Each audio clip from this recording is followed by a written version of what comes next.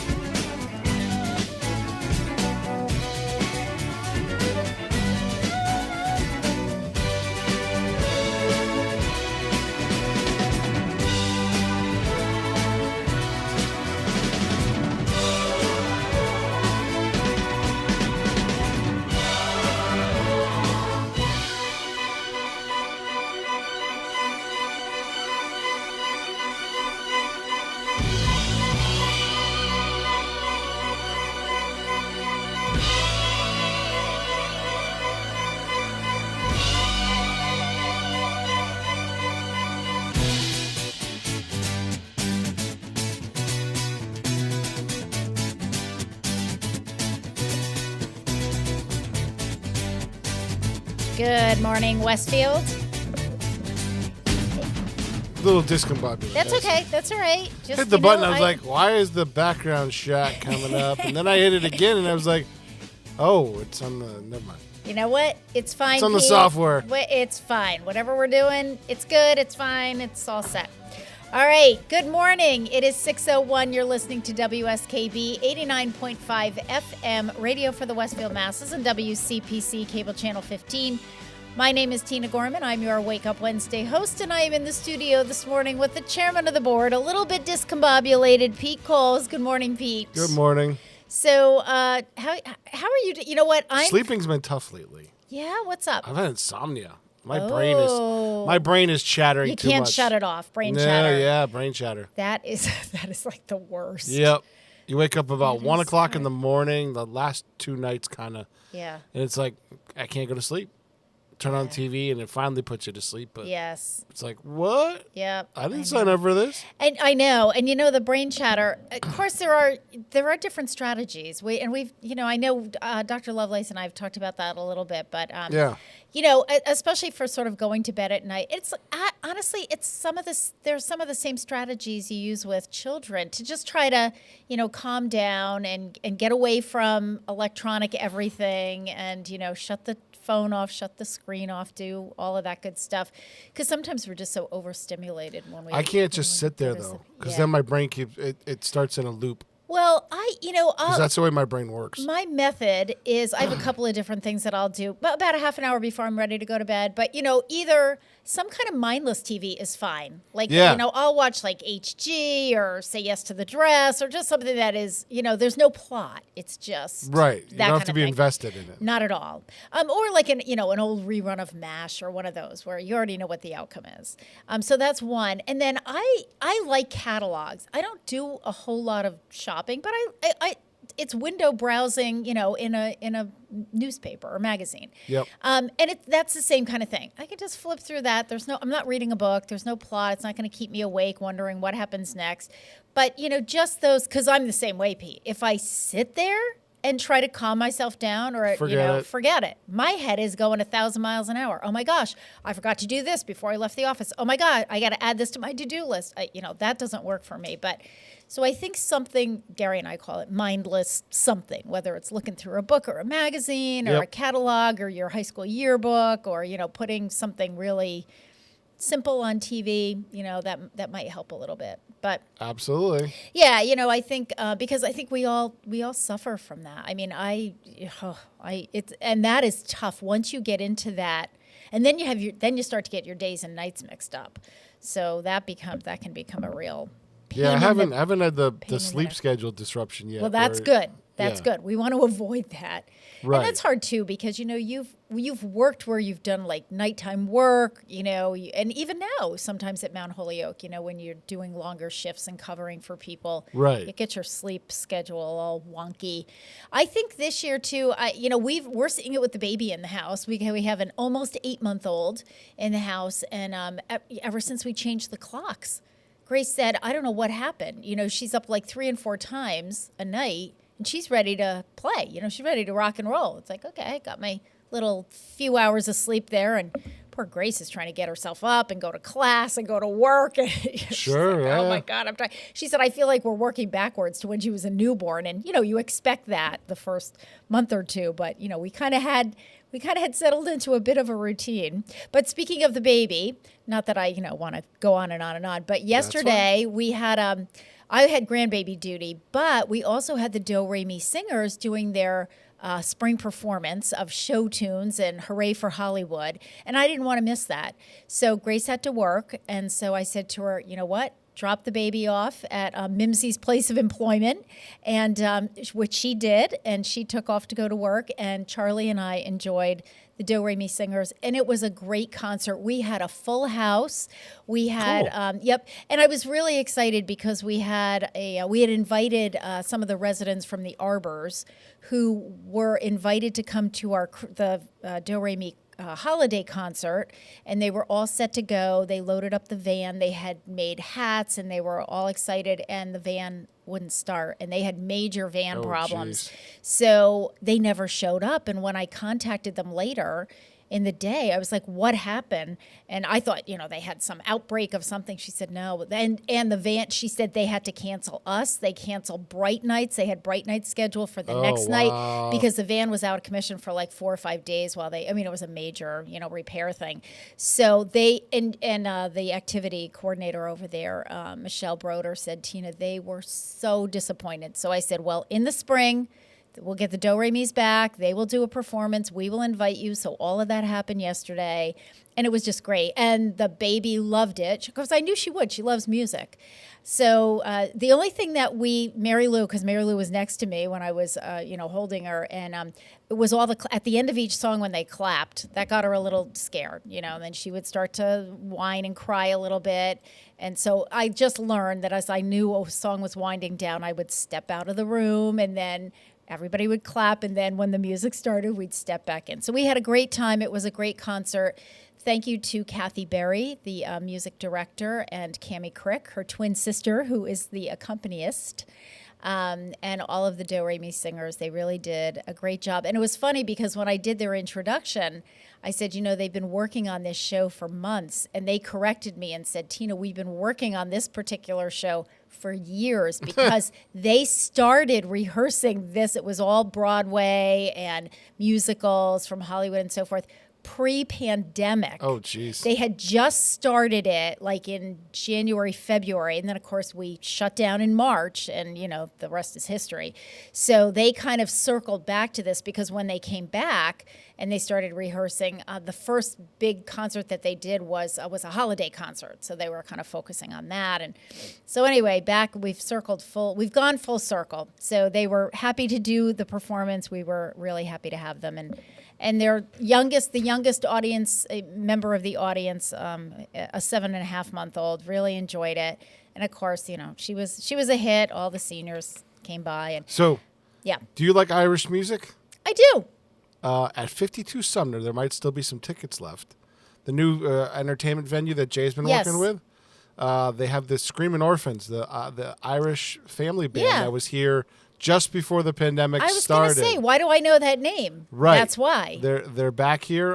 They're doing 52 Sumner this Friday, so 2 days from now. Okay. There might be a few tickets left on Eventbrite if you look up their website, Screaming Orphans. Screaming Orphans. And Jay is now retired. Did you know that? Well, I knew that he was planning to. The rumor was that he was planning to, which... Well, he's been talking about it for years, so there's difference there. Yeah, right. Apparently, Xerox was going to have to whittle down their number of managers from 12 to 8. Okay. And he didn't want one of the guys that needed more time in the company to lose their job. So he goes, well, I was going to do it, and then I've been hemming and hawing about it, and I'm just going to do it.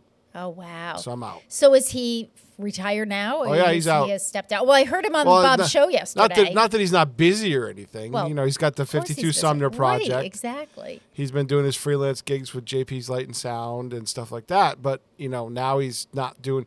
He said the next day he got up and he started responding to emails. Yep. And they hadn't shut off his email yet. And he's like, wait a minute, hold on. What it was am like I 3 doing? o'clock in the morning. And he's like, I'm getting guys ready. And he goes, I don't have to do... By the afternoon, they had shut off his email. Yeah. But he said it was just... I didn't even realize... It was you just do it. It's automatic. Yeah. I know. Well, it's funny because in my new role as special projects coordinator, it's kind of the same thing. Like it's automatic that I would jump in and start. And now I have to step back and say, oh, wait, that's not me. That's Mike. Here, have it. Go for it. Make a decision. Do what you need to do. I'd love to retire, but I already have my retirement job lined up. I don't want to stop working. Oh, yeah, no. Yeah. Just do something else. Yeah. Absolutely. And a lot of people are doing that. I was talking to one of the seniors who came in to pick up his tax packet the other day. And he told me, he said that he was retired. Well, what? I think people are using that word incorrectly. Because you've retired from a job. It doesn't mean you retired from working. You left a job. You just switched jobs. Right, exactly. And I think that's what people think. They hear retirement. Scale back a little bit, I think. Yeah. But I saw what happened when somebody completely cut back with my cousin. Yeah. Completely stopped doing anything. Yeah. And it's not productive. No. It's not good for your health. It's not good for your health. It's not good for your mental health, your emotional health, your physical health. For some people, I mean, for some people, it works. I think the biggest But they thing, have Pete, hobbies. yes, the biggest thing is to have a plan, whatever that plan is. And if you're somebody who has a lot of hobbies, I think sometimes people get they get hung up with, well, and I know for a fact, because I have somebody working for us now who, well, I'm going to retire and play golf like every day. Well, first of all, we live in New England, so you're not playing golf in January. Right. And second of all, when that's your plan, you got one thing that you plan to do, after 6 months, it's like, okay, well, this was fun when I could only do it once every week or two when I was working a million hours. But now that I'm doing it every day, it's like, yeah, okay. Well, unless you're super passionate about it and you want yeah, your goal is to be on play on a tour or something. Exactly. So I think if people have, that's the most important thing, have a plan, whether it's volunteer work, whether it's your hobbies. Hopefully you've got more than one. And some people do. It's like, my brother retired and moved up to Bar Harbor, Maine, got on every committee that he could, took up different, hobby things that he enjoys doing. He loves reading. He loves research. He was a research chemist for Procter & Gamble for 1,000 years. And he loves that stuff. And, he's a great go-to person, and so, he had a lot of interest. So he actually did some consulting for P&G. And then after a few years said, okay, I'm done with this. It's like, it's not worth the effort of flying back and forth to Cincinnati and all that stuff. So I think if people have hobbies or, but this person I was talking to for the tax thing is now working full time, kind of as I think it started as a paraprofessional in one of the school systems in Connecticut and morphed into basically a full-time teaching job. Because they're so desperate for teachers. He has the degrees, not the degree in education, but it's like, that's okay. We can train you or whatever. And so he's telling me how, he's doing this in his retirement. I said, you didn't retire. You changed jobs. Right. You are working full time. That's not retirement. And there was a talk show host out there that caught a lot of flack about saying that they thought the retirement age should either change or, you shouldn't retire. And then he had to go walk it back and explain it, saying, I don't mean you should just sit there and do nothing. Right. Like half of what a human derives as worth comes out of purpose. Yeah. Yep. And so if you don't have a purpose, like if you're just sitting there watching TV, that's not good. It's not healthy. Exactly. And so people got on him big time about it. And I was like, but that makes sense. Yes. Like, it just makes sense. Yes. It was interesting. I remember a volunteer in our companion program years ago. Her name was Dottie No. Dottie had worked for the federal government for years and years. Yep. And she retired from that job, and she took up volunteering with the program when Fran Aguda ran it for many years at the senior center.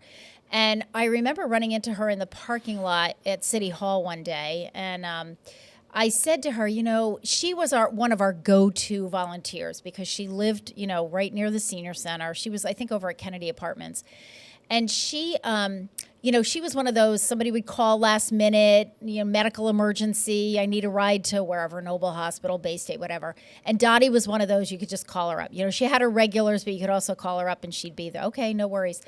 And so anyway, I ran into her and I said, Dottie, we are so appreciative of what you do. I said, I can't thank you enough.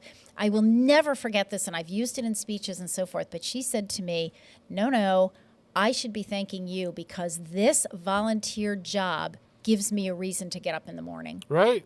She said, and exactly what you just said, Pete. She said, I need a purpose. This has become my purpose because she worked really hard for the federal government. I can't remember what department and what her role was, but she did a lot of work for them, and she said to kind of retire cold turkey and do what nothing. So really it's important snowing. Stuff. Is it really? Look at the snow coming down the. Well, I'm really surprised because it doesn't feel. I thought it would be a lot colder today. It didn't feel that bad to me on the way in. You see the snow falling in the camera shot? I see it.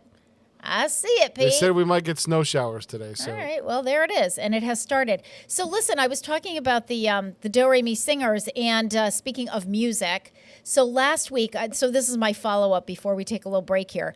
Last week it was the birthday of singer-songwriter Neil Sedaka. So we talked about that, played a couple of his songs, or one of his songs. So I said that somewhere in there that he had been inspired by his grandchildren to start doing some children's songs. And he and his son Mark, Neil Sedaka and his son Mark, collaborated. And on several of his songs, they switched the lyrics and turned them into children's songs and put together a CD called Waking Up is Hard to Do, as opposed to Breaking Up is Hard to Do. Sure, yeah. So, of course, I was all over this one. So I ordered the CD because I love CDs. I know I'm old-fashioned, but that's okay. So I ordered the CD. The CD came in. Charlie and I put the CD on. It's hysterical. So the opening song is "Waking Up is Hard to Do" and all about getting up and brushing your teeth and all that other good stuff. And then, but my favorite on there is instead of Calendar Pet or Calendar Girl, it's Dinosaur Pet.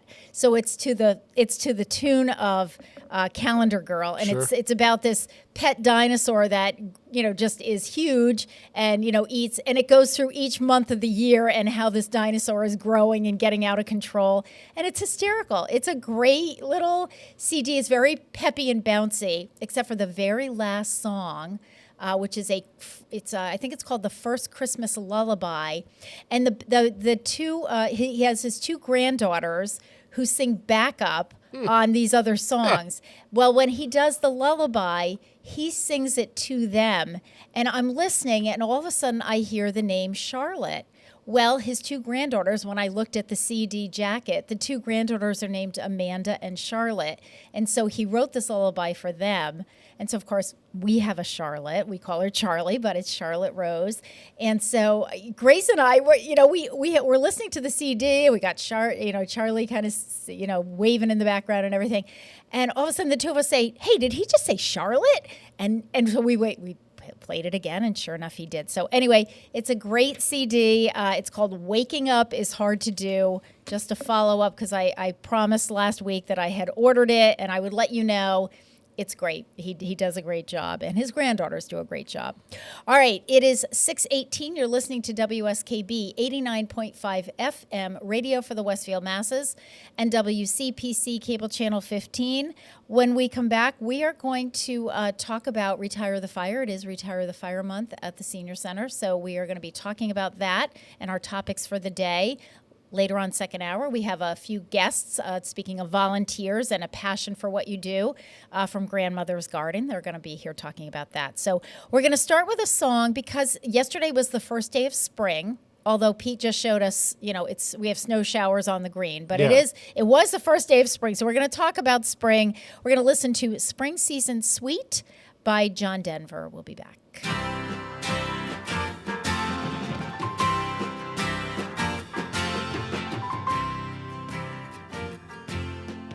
Open up your eyes and see the brand new day, a clear blue sky and brightly shining sun. Open up your ears and hear the breezes say, everything that's cold and gray is gone.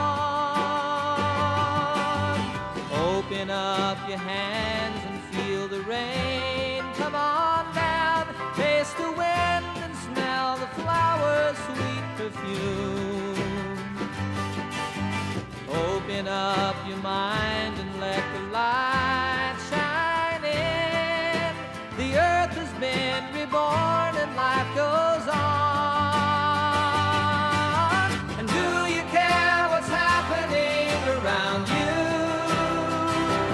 Do your senses know the changes when they come?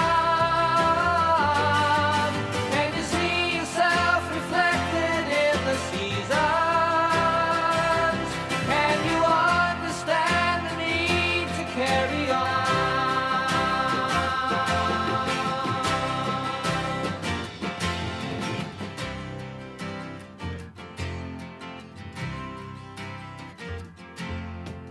Riding on the tapestry of of all there is to see. So many ways and oh so many things. Rejoicing in the differences. There's no one just like me. Yet as different as we are, we're still the same. And oh, I love the life within me. I feel a part of everything I see. And oh, I love the life around me. A part of everything is here in me. A part of everything is here in me. A part of everything is here in me.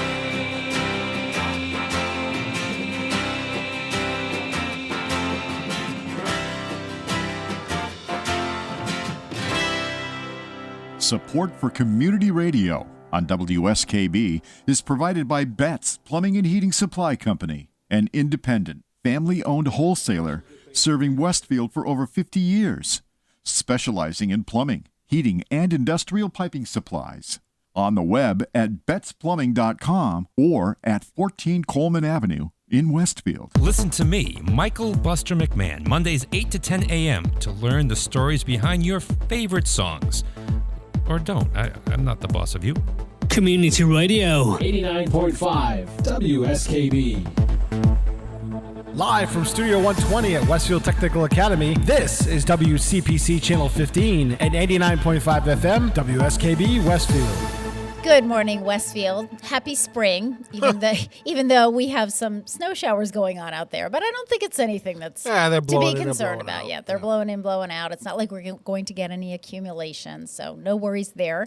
It is 6:22. You're listening to WSKB 89.5 FM, radio for the Westfield Masses, and WCPC Cable Channel 15. My name is Tina Gorman. I'm your Wake Up Wednesday host, and I am in the studio this morning with the chairman of the board, producer Pete Coles. Good morning again, Pete. Good morning. So, Pete, I have a question because we were talking about Jay Pagluka and his retirement, which got us on a whole topic of, how to plan for your retirement. And by the way, I'm reading an excellent book about planning for retirement. I heard this person interviewed on Fresh Air with Terry Gross probably like a year or so ago. And at that time, I don't even think the book was out. But he was great. He was a writer for maybe the New York Times. And it was his search, and he interviewed a lot of people about, sort of planning for retirement and when is the right time. And he really, he gets into a little bit of the financial, but it was really more about sort of what we were talking about, Peace, your emotional well-being and that kind of thing. But anyway, so I've read, I think, the first 4 or 5 chapters. So once I'm done with the book, I will, let everybody know. I'll give you, I don't remember the name of it or who the author was, but very well written. So when I get all that done, we'll bring that back as a topic. But anyway, back to Jay. Is Jay now is he coming back to Bob's show? Not sure. Or not sure about that? Okay. I think he's going to pop in when he can. Okay. And I'd like him to start doing his Friday show again. That would be wonderful. That would be great. I think it would be great. All right. Yeah. I will, I have his new email address because he sent that along to those of us, in the WCPC family. So maybe we can kind of urge him to do that. All right, it is Retire the Fire Month in Westfield, not just at the Senior Center, but for the city of Westfield. And Retire the Fire was a program that I started. Patrick Berry and I actually started it together many years ago. I think this is our 11th year or something 2013. Yeah, so our 11th year. And it is really a fire prevention and safety program for the city's older adults. And we know that fire prevention and safety is important for everyone of every age. But there are certain aspects of being an older adult that are unique, particularly about the 2 topics that I'm going to discuss this morning. So one is preventing electrical fires at home, and I want to start with that. I also, before I do that, I do want to shout out to Michael Ballway, who's the managing editor at the Westfield News. Michael has been publishing a series of articles that I wrote on fire prevention and safety for the city's older adults. So this week they are being published. So today is article number 3. I've already seen the paper, and there it is. He has it at the bottom of the front page of the Westfield News. He has all 5 articles in the same place in the paper. And I know that people are reading them because the first article had to do with one of the things that I had talked about last week, which was the File of Life, which is this handy-dandy packet with your medical information in it, and that can be put on your refrigerator, and it's got some really critical information for first responders. And we have had a flurry of people coming in, either because they heard me talking about it on the show or because they read it in the newspaper, which is wonderful. That's exactly what Patrick and I had envisioned when we started this program, which is that this is really an educational program. And one of the things that Patrick and I had talked about way back when was the fact that when they run the Student Safe program in the schools, they can put the students all in an auditorium and, talk about fire safety and whatever the topic of the day is. They can send flyers home in their backpack for mom and dad and the family. But we can't do that with the older adults. We got 10,000 of you all over the city. Some come to the senior center every day. Some come once or twice a year. Some come once a week or once a month. And some don't come at all because they can't. So we're really trying to use all, sort of forms of media to get the word out. I want to talk about electrical fires. That was one article that I did not do this year, so I wanted to make sure that I covered it. Electrical fires are the second leading cause of fire deaths in Massachusetts, and older adults are particularly at risk for such a fire because of the age of their homes. We have a lot of older adults, especially in Westfield, who have lived in their homes for years and years. We have people that are living in the homes that they grew up in, and whether they got married and stayed in the home or whether they didn't get married and they just, ended up inheriting the house from mom and dad. But a lot of those homes are older, and homes that were built before people had amenities like dishwashers and clothes dryers and hair dryers and computers and microwaves and coffee makers, their electrical systems in those homes are not necessarily wired for all of those electronics that we really rely on today. Yep. So that can be a problem. The other thing, for me, I would probably say electrical fires are the type of fire that I fear the most, and even for myself. And one of the reasons is because oftentimes it's unseen. Electrical fires happen behind walls, so you really don't necessarily know there's a problem brewing until all of a sudden, your house is on fire. And so there are some, warning signs that you really need to pay attention to. So first of all, let's start with some of the basics. So electric current is the power running along the wires in your home. And electric current generates heat as it travels. So if you think of it like running water through a hose, the size of the cord can carry only so much electricity before it starts to overheat. So it's like, it's like a water faucet. If you turn it on full blast, you're going to blow things out on the tubing. Well, it's the same thing with wire with electricity. The more electrical current that you're trying to get through there because you have, 15 things plugged in, the more likely that it's going to generate more heat and the more likely to have some problems. The reason is because the copper actually puts up a little bit of resistance to the electricity. Okay. It's not a pure conductor, so that resistance is manifested in the form of heat. Okay. Oh, thanks, Pete. Little science lesson there. Thank you. Great. Yep. The insulation on home wiring, fuses, and other parts of the electrical system are all designed to carry a certain amount of electricity safely. The more electricity that's drawn along a cord, the more quickly that it heats up. So it's really important to know some of the warning signs if you're having electrical problems in your home. And I would refer you to this wonderful brochure that we have at the Senior Center. It's called Preventing Electrical Fires at Home. It's really well done. I'll be taking some of the information from here, some of the information from some other research that I've done. But we have these brochures. They are in our senior safety office over at the Senior Center, which is located directly across from the greeter's desk. That office is open to the public. I mean, you are welcome to go in there. We have all kinds of safety brochures. Take what you need. I have more that I can make and more that I have in stock. So, all right, potential warning signs and hazards. So for these things, if you hear or see these things, you call the fire department immediately. If you have arcs, sparks, or short circuits. So if you see sparks coming out of something, just call the fire department. If you hear a sizzling or buzzing sound, or if you smell something, so if there's the vague smell of something burning, so all three of those things. And here's why I also feel like older adults are at risk for all these things, because the three things that I just mentioned, which are we don't mess around, call the fire department, you're relying on your sense of smell, your vision, your hearing, and all of those can be compromised in older adults.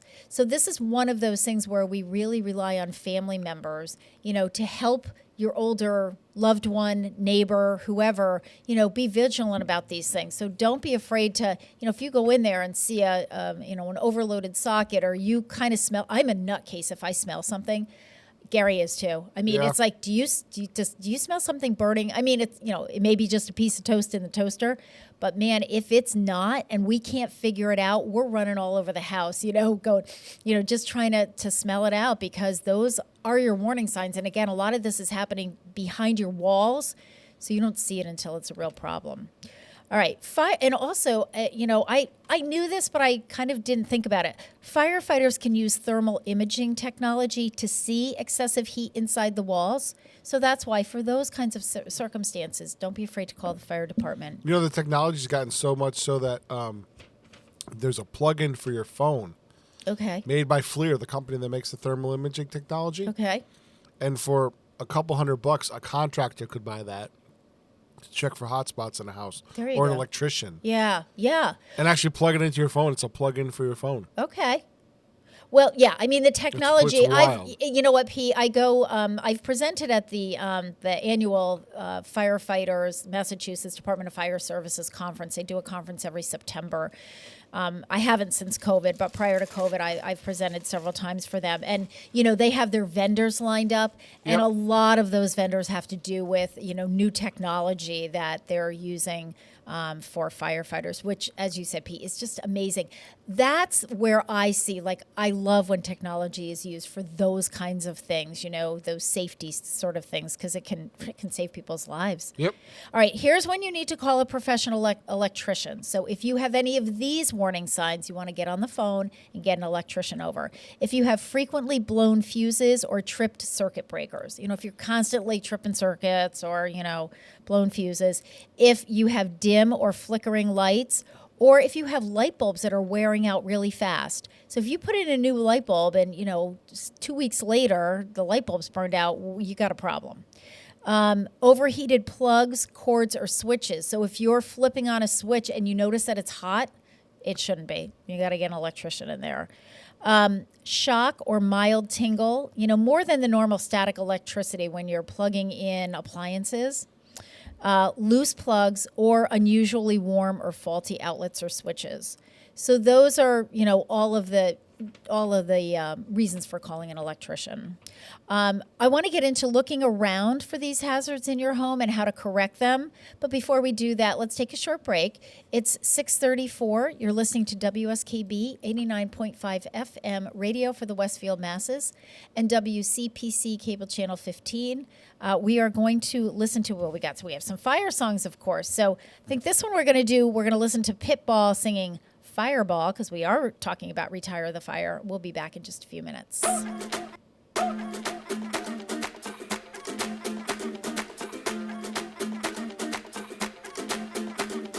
Mr. Worldwide to infinity.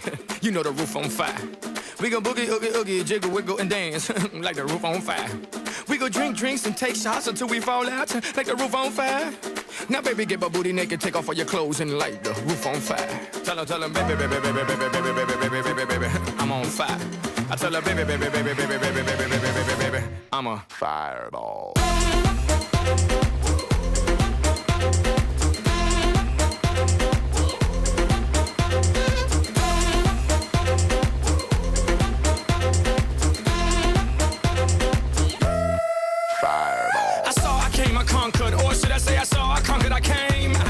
Chico on fire, he no lie. Well, y'all slipping, he's running the game.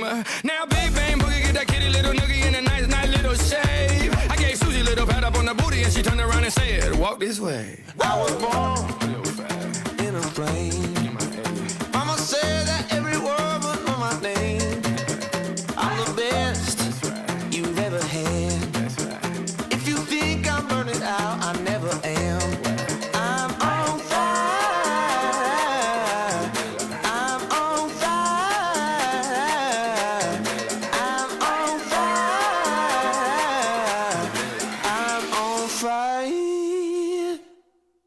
Fireball.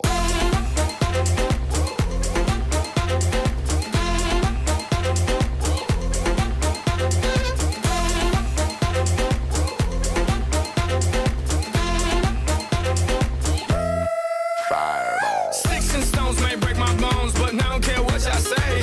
Cause as the world turns, y'all boys gon' learn that this Chico right here don't play.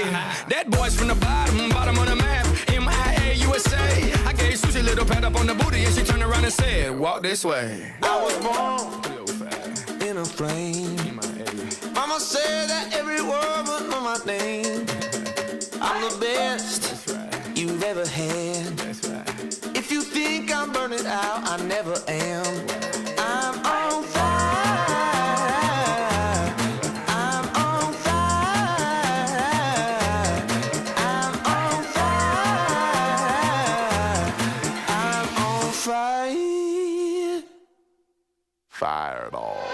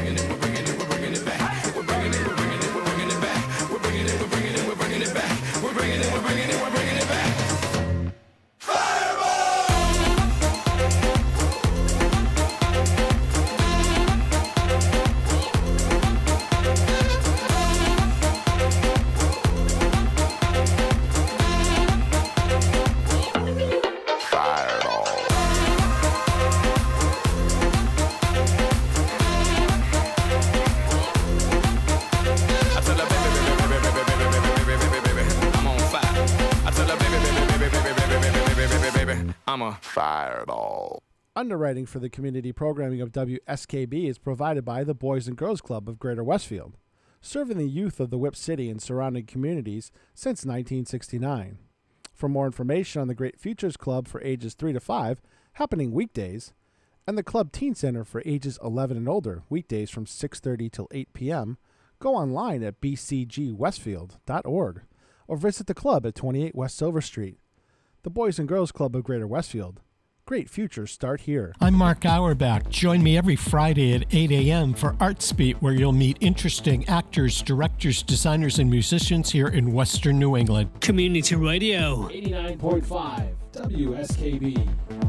Live from Studio 120 at Westfield Technical Academy, this is WCPC Channel 15 and 89.5 FM, WSKB Westfield. Good morning, Westfield. It is 6:39. You're listening to WSKB 89.5 FM, radio for the Westfield masses, and WCPC Cable Channel 15. My name is Tina Gorman. I'm your Wake Up host, and I am in the studio this morning with the chairman of the board, Pete Coles. Good morning again, Pete. Good morning. I have so much information to get out here. Yeah. We are talking Retire the Fire, and we are talking about preventing electrical fires at home. And the most common causes of electrical fires in the home of older adults are overloaded circuits or power strips, the overuse of extension cords, and pinched electrical cords. So let's talk about looking around your house and looking for those kinds of hazards. So first of all, overloaded outlets. More than one appliance, meaning more than one appliance cord plugged into one wall outlet. So you don't want to plug in a bunch of appliances in one outlet. And I know, Pete, you're running into this with the house in Springfield. You've got a relative who passed away maybe one recently. or two outlets in the entire room. Yeah, and that is that's a huge And problem they're all for in older. grounded plugs. Yeah, that's a huge problem for older adults because they have, especially if they're living in older homes, and those homes, again, you go into a room, you might have one or two outlets in the whole room. And so then we've got too many things plugged into that outlet. Which brings us into the next thing, we have extension cords. And every time you have an extension cord and the plugs at the end of them, those are like the hot spots. So that's where the heat kind of gathers. And the overuse of power strips. The power strip is where you can plug the power strip into the outlet in the wall, okay? And that might have 3 or 4 or 5 or 6 things that you can plug in. So if you've got, power strips and then extension cords plugged into the power strips and then extension cords plugged into extension cords, all of that just creates such a hazard. And unfortunately, really the only thing that you can do is either start unplugging everything, which is probably not super practical, but is to get an electrician in there too. I mean, you can add more outlets. We added more outlets at the senior center, believe it or not, the new senior center. Yeah, the other thing is if the power strip keeps tripping where it shuts off, that means you're drawing too much power, and you got to really figure that out. Right. And the power strip is doing that. That is a safety precaution. That's Correct. Exactly what we want the power strip to do. Shut off if there's too much current and it's overheating, because otherwise you're talking about a fire. And electrical fires are just scary. So look for overloaded power strips. Look for things like, and I see this all the time in seniors. Again, look for cords that you have put either underneath like area rugs or behind furniture. It's okay to have it behind the furniture, but this is what I see. You've got a cord behind the furniture, and then like this, huge dresser or something is jammed up against the wall and it's pinching that cord. All you have to do is, not you don't do it, but have somebody just pull that piece of furniture away from the wall a little bit, just so the cord is not being pinched. Because, that's just, again, it's a recipe for disaster. Because and if you have it underneath rugs, either you've got furniture on top of it or you're walking on top of it. So you need to be really careful about that. The other thing that you need to be careful of is the overuse of extension cords. Extension cords were really designed for temporary use, for something like a lamp, which doesn't draw a whole lot of electricity. It shouldn't be used for something like especially a major appliance, especially heater, floor heaters, space heater, irons,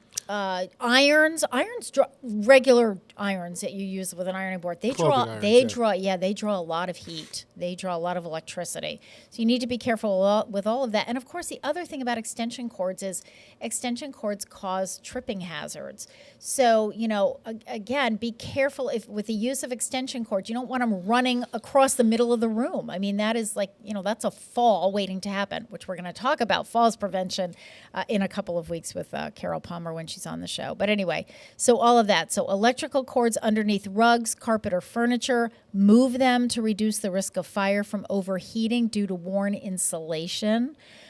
Cords with frayed wires or cracked insulation, they have to be replaced. And again, an extension cord that's not properly rated for the appliance that it powers. So a regular extension cord, they're actually called lamp cords. That's typically what they're designed to be used for, just like a floor lamp. They are not meant to be used with, as Pete was saying, like space heaters or major appliances that draw heat. Those are generally up to 5 amps. Yeah.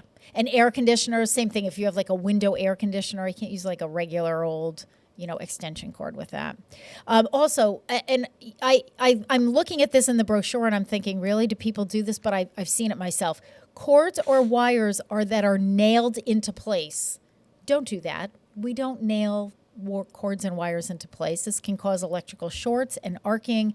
And the other thing you have to be careful of is indoor appliances and cords being used outside. So, when you're doing your Christmas decorations, make sure that if you're using extension cords for that they're, that you can use them outdoors. By the way, I have seen in hardware stores. Yeah. They make U-shaped nails with plastic on the U. Okay. That you can tack over something like that to secure it. That makes sense. It's not metal on metal. Yep. Perfect. It doesn't pinch and it gives a buffer zone. Yep. And you can get it because I think the reason that people do that is that they're trying to get it so that it's not a tripping hazard. Correct. Which we get that, so that's wonderful. But that's a perfect thing. So you've got a U-shaped sort of an anchor that you can kind of put around it. Right, and it's got plastic on the inside of the U. Perfect. Yeah, that's perfect. And there are different solutions to that. The other thing too is just remember that electrical wiring, just like all the other systems in your house, it does need maintenance and inspection. So about every 10 years, you should really have things checked out, just to make sure that everything is safe, especially around fire and so forth. All right, so that's electric. We are going to take a short break, and when we come back, we're going to talk about smoking, and we're going to talk about burns, and we're going to talk about smoking cessation, because I promised last week that I would give you some information on the Massachusetts program.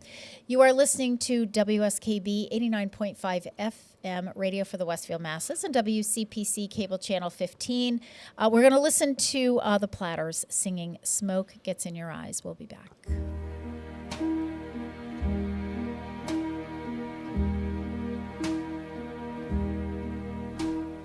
They ask me how I knew my true love was true.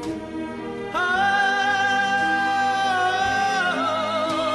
of course replied, something here inside cannot be denied.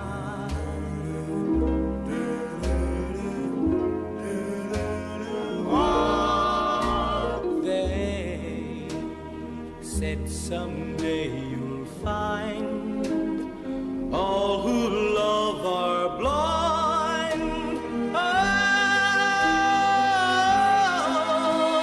When your heart's on fire, you must realize smoke gets in your eyes.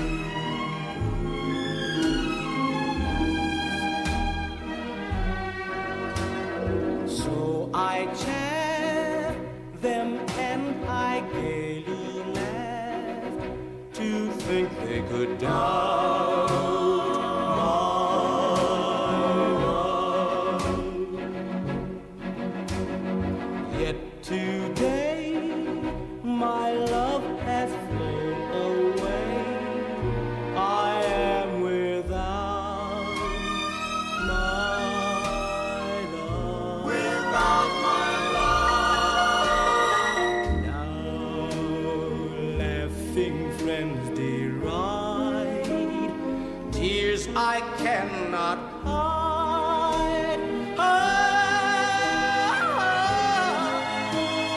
So I smile and say, when a lovely flame dies, smoke gets in your eyes.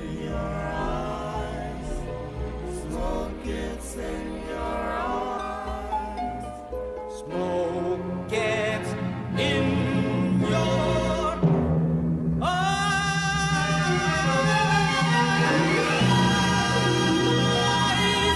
Underwriting for Community Radio on WSKB is brought to you in part by Rockies.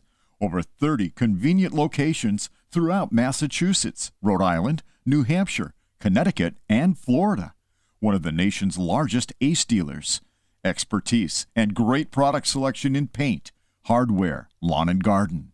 That's Rockies, rock-solid service since 1926. On the web at rockies.com. Saturdays were made for polka. Tune in to the Polka Jammer Network starting at 6 a.m. and Polka Hall of Famer Billy Bellina, Breakfast at BB at 8:30. Community Radio. 89.5 WSKB. Live from Studio 120 at Westfield Technical Academy, this is WCPC Channel 15 and 89.5 FM, WSKB Westfield. Good morning, Westfield. It is 6:50. You're listening to WSKB 89.5 FM, radio for the Westfield masses. Excuse me. And WCPC Cable Channel 15. My name is Tina Gorman. I'm your Wake Up Wednesday host, and I'm in the studio this morning with the chairman of the board, Pete Coles. Good morning again, Pete. Good morning. Okay, so the second kind of topic that I'd like to talk about as we try to retire the fire here in Westfield is smoking, burns, and staying safe. So fires related to smoking are the number one cause of fire deaths among older adults in Massachusetts. So let me repeat that just so that you got it. Fires related to smoking are the number one cause of fire deaths among older adults in Massachusetts. In addition to being extremely harmful to a person's health, smoking greatly increases the risk of fires causing injury or death. And there are a lot of reasons why we see that in older adults. And sometimes it goes back to some of those sensory limitations, shaking hands when you're trying to light up, things like that, mobility issues, there are all kinds of reasons for that.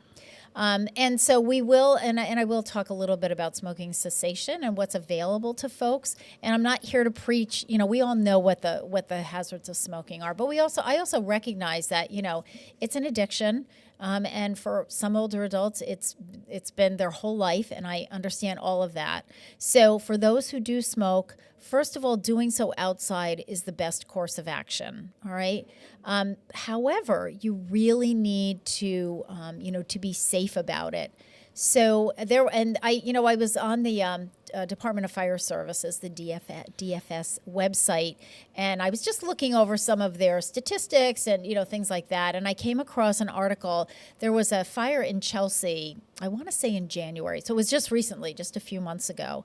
And it was caused by, someone who was smoking out on the back porch.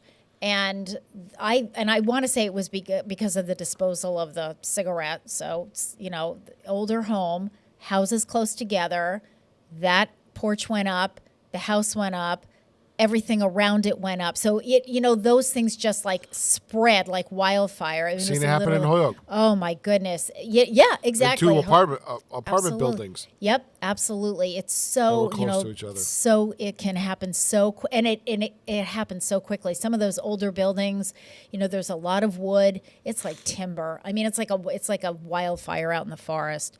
So fires can absolutely start with cigarettes and other smoking materials that are carelessly discarded. So the state fire marshal has some suggestions. Number one, smoke outdoors. Use a large, sturdy ashtray or can with either water or sand for putting out your cigarettes. Be sure that matches and smoking materials are fully extinguished. And here is his motto: put it out all the way, every time. Put it out all the way, every time. Do not toss cigarette butts or other smoking materials off a porch or balcony. Do not stub your cigarette butts or other smoking materials on a porch railing, because again, a lot of them are wooden railings, or in potted plants, or in mulch. I'll tell you a story. When we were in the old senior center, near the front door, we had flowers and things like that, and we had mulch. So one day I went out to lock the front fence, and somebody had actually been, there was a bus stop right there. Somebody had been at the bus stop, which is right in front of the old senior center, smoking, tossed the cigarette butt into the mulch. I go out there to lock the gate, and now I see smoke coming out of the mulch. Yeah, so, sure. of course, I immediately called the fire department, and they came over, and that's what was happening. It was like smoldering underneath the mulch. Well, so, mulch can Oh, yeah. combust on its own. Well, and I should have looked this up. I didn't, but I think now, I thought that there was a law. I can remember Chief Regan, when Mary Regan was chief, telling me this a while ago. I thought that there was a law for businesses and buildings that if you were going to add mulch, that you could no longer do that within a certain number of feet of the building. You had to use stone. They're trying to get away from mulch close to buildings. That was the idea behind it. And I don't know whether that's actually law, whether the bigger part of the combustible part is big piles, not just on the ground. Right. Yeah. All right. So anyway, continuing on my list, never smoke in bed when you're drowsy or when you're impaired. So either in bed, if you have a tendency to fall asleep in the recliner while you're watching television at night, do not smoke in that recliner while you're watching television at night. Do not smoke if you've had a cocktail, or if you've had a beer. And again, these are all, we see it time and time again, and it is never, I talked about this last week, it is never safe to smoke in a home where you or anyone else is using medical oxygen. Never. They don't go together. Okay. So those are all of that. Now, if you are someone who is interested in quitting smoking, there is a smoking cessation program. It's called the Massachusetts Tobacco and Nicotine Quit Line. So it's a phone number, and the number is 1-800-QUIT-NOW. Really easy to remember. 1-800-QUIT-NOW. All right. And there's your number for getting some help. So the telephone or online, if you call that number, telephone or online quit coaches, that's what they're called, will work with you to provide strategies to curb your cravings, handle stress, and to tackle relapses. This program is lecture-free and judgment-free, because nobody needs to hear 1,000 times that it's not healthy to smoke. We know that it's not healthy to smoke. People don't smoke because it's a healthy thing to do. They smoke because it's an addiction, and there are tons of reasons why people smoke, emotional and psychological and physical and all of those things. So that program, 1-800-QUIT-NOW, is the Massachusetts answer to that. Again, no lectures, just somebody to kind of hold your hand and help you through the process. Now, burns. Let's talk a little bit about burns and burn care in case someone is burned. Burns in older adults can really be catastrophic. These injuries can happen in seconds, but they can take weeks, months, or in some cases even years to recover from. So one of the reasons why burns are so catastrophic in older adults is because older adults have skin. Your skin thins as you age. So that's why oftentimes in older adults, you'll see the veins coming through and so forth. That's just because your skin gets thinner as you get older. So burns in an older person will affect the skin much more quickly and do a lot more damage than in someone who's younger and has more cushioning to their skin. So burns affect different layers of the skin. You've heard of that expression, first degree, second degree, third degree burns. If you're not sure what that means, I'm going to tell you. So first degree burns affect the top layer of the skin. The skin will turn pink or red. It's mildly painful. Some swelling may occur, but you're not going to get any blisters. It's just it's kind of almost like a bit of a superficial. Second degree burns, you're going to see blisters. You're going to have pain. You'll see some swelling on the top two layers of the skin. And then if someone experiences third degree burns, the blisters are going to be breaking, and the skin underneath will be red and pink, and it'll be wet. All the skin layers are destroyed, and the skin becomes white and dry when somebody has third degree burns. The thing is, the pain goes down the higher the degree. Yes, because you burned off all of those, those pain sort receptors. of the sensor, the pain receptors, exactly. So safety measures, let's start with how to prevent burns, and then we're going to just talk briefly about what to do if you are burned. So safety measures are crucial in preventing burns among older adults. The use of oven mitts or hot pads to protect against hot liquid spills, as well as accidentally touching hot parts of the oven or hot pots or pans, is vital, obviously, using oven mitts. The temperature on the hot water should be set at 125 degrees Fahrenheit. Now, Massachusetts law requires that the setting on your hot water heater has to be between 110 and 130. But the recommendation for older adults is that you set it at 125 because burns occur in seconds at higher temperatures. Older adults should also be aware, and I kind of knew this, but again, just to bring it to your attention, that heating pads and electric blankets are a frequent cause of burns for seniors and should be utilized with extreme caution. Part of the reason for that is because your sense of touch diminishes as you age. And so, what I remember when I was teaching at Springfield College, and I was talking about sensory deprivation and different problems that older adults can run into, we talked about your sense of touch. So here's an example. This is a true story. My grandfather was living with my mom and my dad before he passed away, and he noticed that my older adults are going to recognize this expression. He woke up one day and he had on his stomach a bit of a rash, and in the old days we used to call it prickly heat. You would get it if you were either out in the sun or if you were, if you had perspired and it was just kind of like a mild red rash, and it would typically go away, once you kind of dried everything out, cleaned it up, just let it dry. Well, my grandfather woke up one morning and he had what he diagnosed in himself as prickly heat, and he wanted to put some Vaseline on that. Now, I wouldn't recommend that, first of all, but okay. So he did.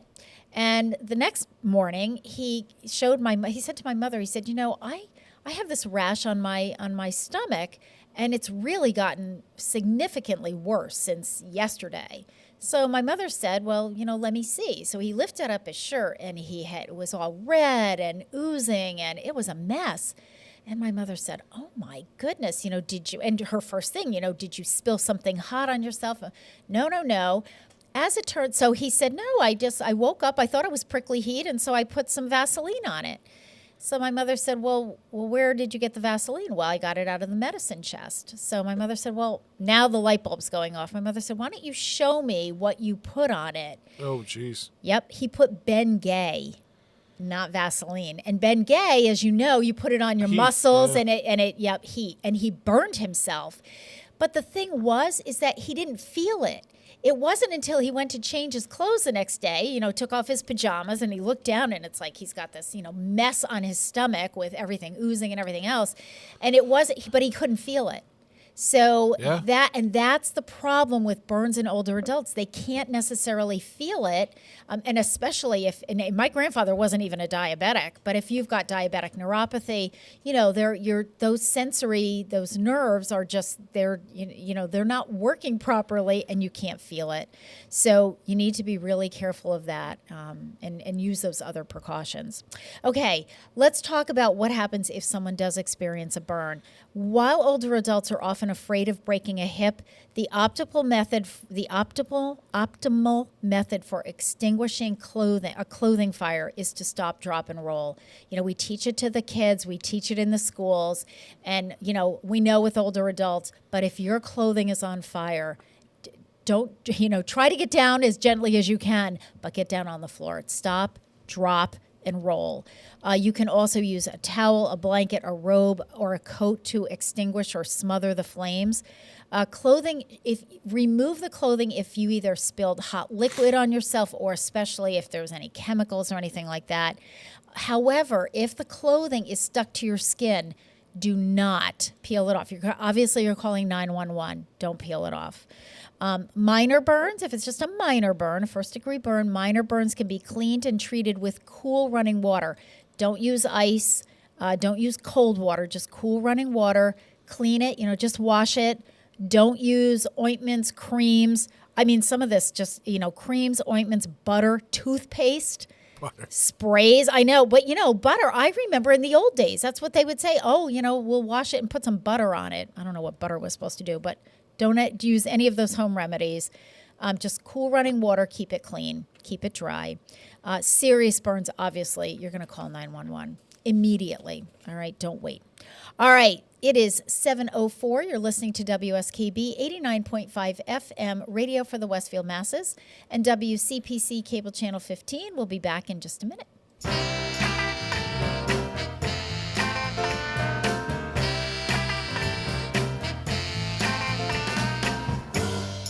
What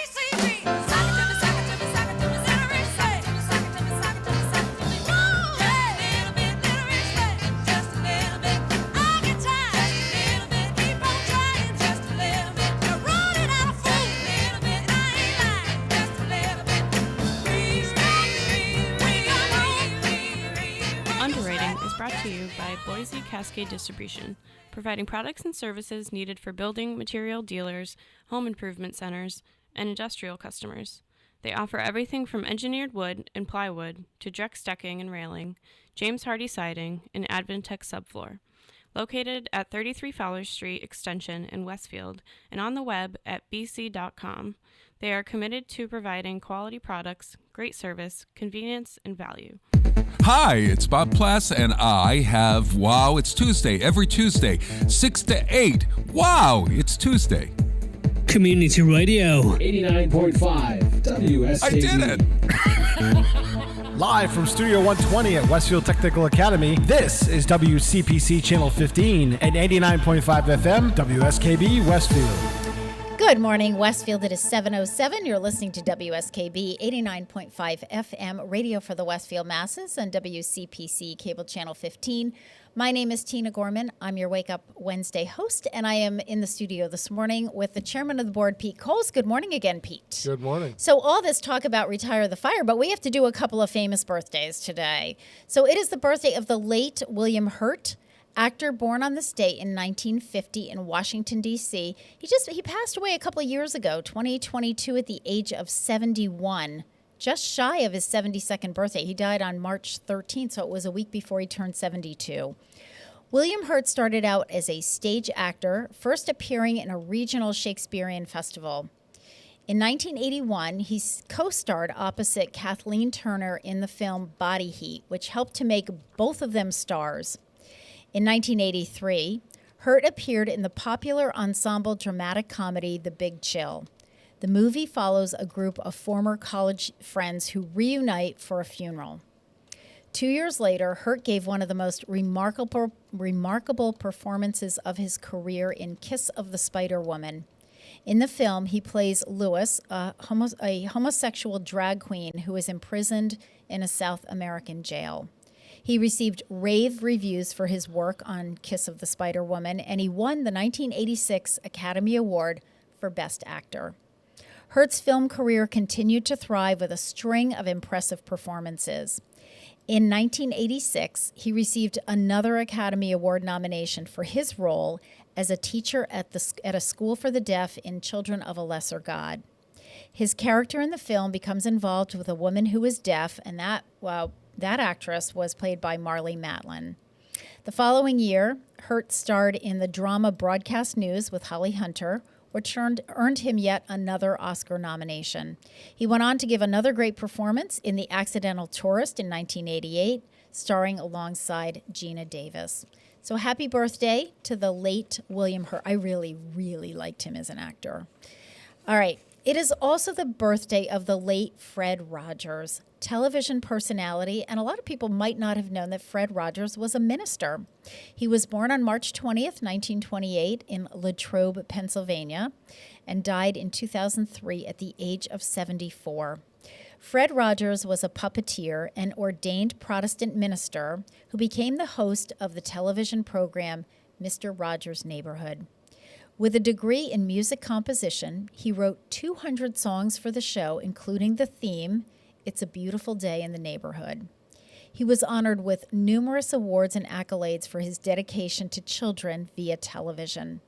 The honor included 4 Daytime Emmys, a 1997 Lifetime Achievement Award from the National Academy of Television Arts and Sciences, and in 2002, the Presidential Medal of Freedom. In 1999, Fred Rogers was inducted into the Television Hall of Fame. I just have to say this about Fred Rogers. I remember when I was younger saying to my mother, who was a teacher, my mom was a special ed teacher, it's like, Fred Rogers, it's like he just is kind of mellow. And my mother said he was the best thing for children's television. Oh, yeah. He just had the personality. And it's so funny because I use his name, believe it or not, all the time because I have a habit of like changing my shoes when I go in and out of places. And, you know, Fred Rogers at the beginning of his show, he would open the door and he would come in and he would take off his jacket and he would take off his shoes or his boots and he would put on his inside shoes and he would put on his sweater. And I feel like I do that. I go home and I'm taking off my shoes and I'm putting on my sweater and it's like, okay, I'm just doing my Fred Rogers imitation, or okay, I feel like Fred Rogers, here I am. But he really was wonderful for children. He just was an amazing person. So happy birthday to the late Fred Rogers.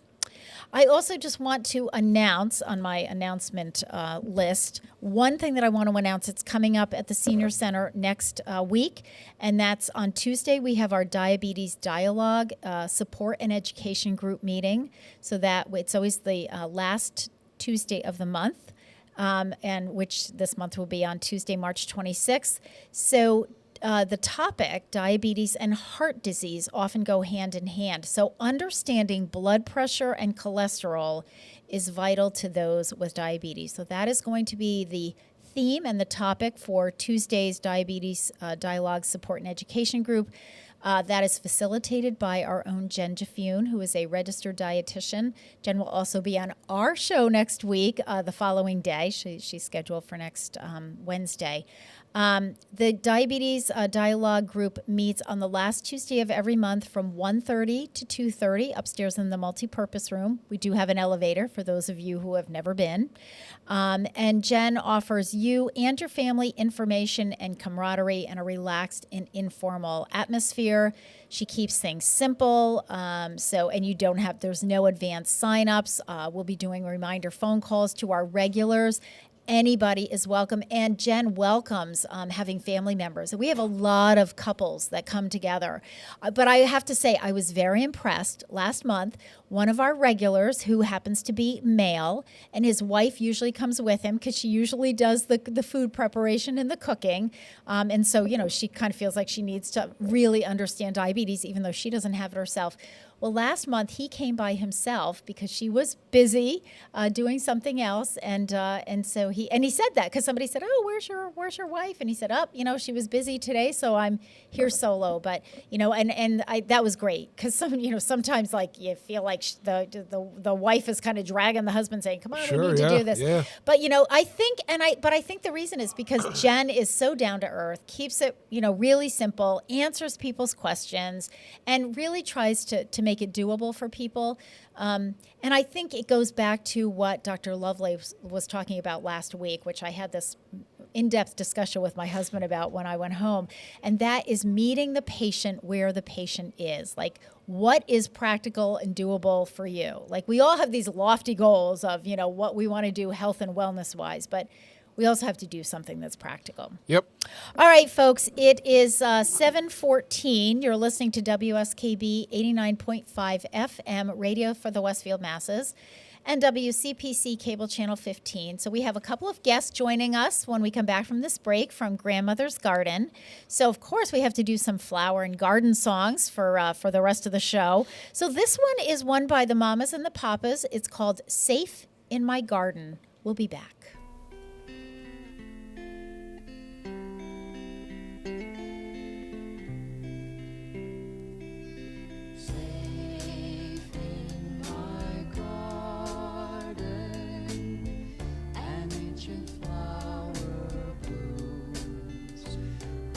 Sand from its nature slowly squares my room.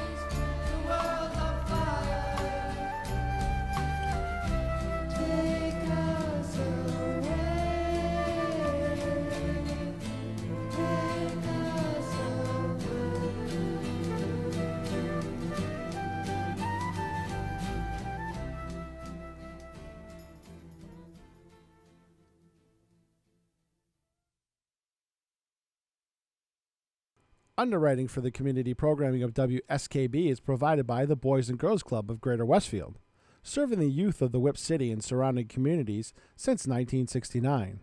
For more information on the Great Futures Club for ages 3 to 5, happening weekdays, and the Club Teen Center for ages 11 and older, weekdays from 6:30 till 8 p.m., go online at bcgwestfield.org or visit the club at 28 West Silver Street.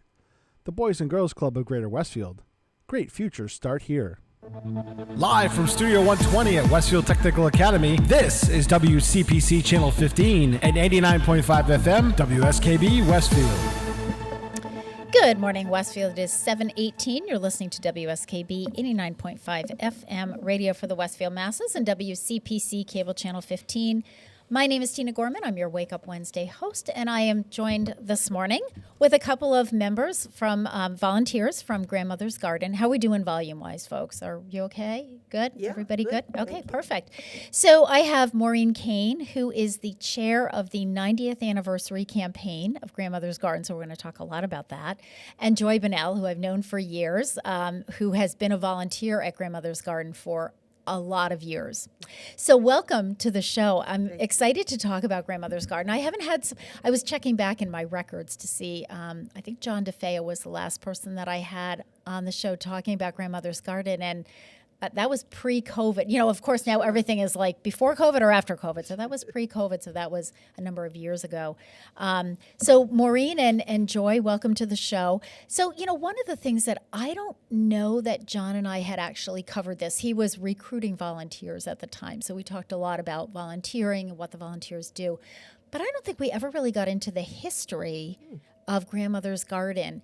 And, you know, I want to have you tell us, Maureen, I'm going to direct this one to you since you're the chair of the, first of all, I can't believe it's 90 years old. Yes. But I had like a million questions. I was like, well, who owned the property? Who owns the property? And how did it get to be a garden? Was it always a garden? So tell us about the history of Grandmother's Garden. And before you even do that, we may have some listeners that don't know where it's located. So why don't we start with where it is, because it's really close to where you and I are sitting now, and then just tell us a little bit about the history. Sure, I'd be happy to. Thanks, Great. Tina. You're welcome.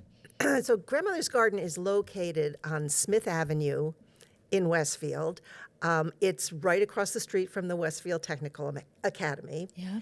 And the garden was created in a corner of a 6-acre parcel of land that was given to the city of Westfield by Albert and Izetta, her maiden name was Allen, Steiger.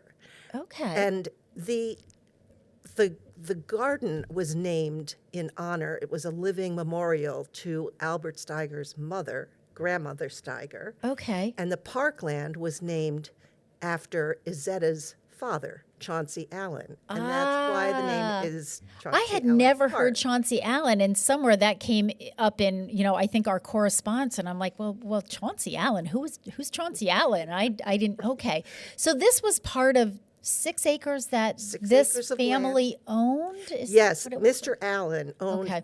In fact, he not You only know, she wouldn't recognize, she hasn't been around that long, but she wouldn't recognize the Steiger name as a department store owners. Oh, yes, I do. You I used are to for shop that? at Okay. Steiger's, my friend. I don't know how young you think I am, but, you know, no, I used to shop at Steiger's. right. And I was going to ask, is it the from the Steiger's? Yeah. Oh, it is. It's one and the same. Yeah. Okay. In fact, Tina, the land, the 6 acres that is currently Chauncey Allen Park and Grandmother's Garden, that was part of a parcel that the Steiger family gave to the city that also included the land where the Westfield Technical Academy is located. Okay. And all the ball fields and the public wow. parks back here. So the Steiger family gave all of that land to the city. So the city owns The city owns Grandmother's Garden. Okay. Well, And that Chauncey answers Allen that Park. question. Mhm. Okay, and Chauncey Allen Park. Right. Okay. And Grandmother Steiger loved flowers, and she was always surrounded by them. And it's reported in some newspaper articles from the early 30s that she often recited poetry about flowers and gardens that she had memorized as a girl. Mm-hmm. And she recited these on special occasions well past her own 90th birthday. Wow. So That's amazing. Yeah. Grandmother's Garden itself opened to the public in 1934. Yeah, So I was that's surprised. what- I mean, I was very surprised when I was looking at, you're planning for the 90th anniversary, and I thought, 90 years? I mean, that's a really long time. It's a long time. Yeah. The garden was designed as a colonial revival garden, and when it opened, it opened to critical local and regional critical acclaim. But the colonial revival design sort of inspired a sense of history as well as kind of a sense of romance. At least it was reported that way in newspaper articles when it was opened. Elizabeth Bush Fowler was asked to create the garden itself, and she worked with the Westfield Women's Club. And together, under their expert guidance, numerous individuals, numberless probably, individuals in the community helped to design it and create it. Neighbors donated flowers from their own gardens. And events were planned so that money could be raised for the visual enhancements for the garden. And the Public Works, the Westfield Public Works Department, as well as WPA workers, did all of the construction. Wow. Well, yeah, that was a while ago if we were talking about WPA workers. Right. That's amazing. So it was really, it sounds like this was really a community effort. I mean, the Steigers, donated the property, and the inspiration was Grandmother Steiger. But, it sounds like this was really a community effort with people with their input in terms of design and actually helping to, make this garden bloom. Exactly. It was very wide-reaching community effort, and people were very justifiably proud of what they had accomplished. Yeah, that's amazing. And the garden won many local awards, really, and regional awards, state awards. Awesome. Yeah, at that time. So I'll just bring you as close to up to present time as I can. Sure. In 1994, the Friends of Grandmother's Garden was formed, and in 1995, the city of Westfield gave the Friends of Grandmother's Garden, which is a not-for-profit corporation, the city of Westfield gave our group a 75-year lease on the property, including Chauncey Allen Park, and charged us with the responsibility for preservation and maintenance of the garden and the park. Now, to this day, volunteers and donors supply all the energy required for the garden to endure. So many people, I think, have walked its paths over the last 90 years that they're kind of, if you stop there and you go through the garden and the parkland, there's kind of a timelessness about it. It's very beautiful. The timelessness, I think, is rooted in its history, but I think it still is fused with that romance that a colonial revival garden. Well, because you've used that expression, what is, can you define, I'm not sure if you can, colonial revival garden? What does that mean? A colonial revival garden is one that is designed with geometric parterre, they're called Parterre beds. So if you walk into the garden, you will see 4 main quadrants in the center of the garden. And each of those quadrants is mirrored by its opposite. So there are currently beds that surround the garden, but the central portion of the garden, there is a summer house or a gazebo. And then surrounding that gazebo are these very, very well-defined, symmetrical gardens, all again, that mirror each other in their design. Okay. All right. Well, thank you for helping to clarify that, because I wasn't sure. You've used the expression a few times. I was like, okay, I don't know what that means exactly. All right. So thank you for that history, because that is really cool. So tell us about, we have a 90th anniversary. Is it this year? Is it 2024 or coming up in 2025? 2024. This is it. Year. This is it. This is it. We're in it. Right. So what's the group doing? What's the anniversary committee and the Friends group? What's everybody doing for the 90th?